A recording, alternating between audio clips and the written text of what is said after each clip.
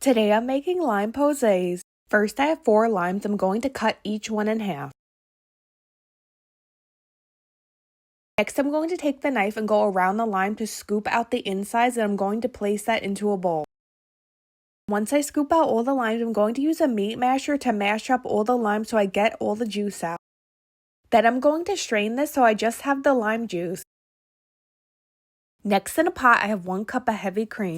Then I'm going to add a 1/4 cup of sugar and cook this on medium heat, stirring occasionally, and once it boils, let it boil for 1 minute and then take it off the stove. Once the cream mixture is ready, I'm just giving it a stir, and then I'm going to add the lime juice and keep stirring for a minute or 2.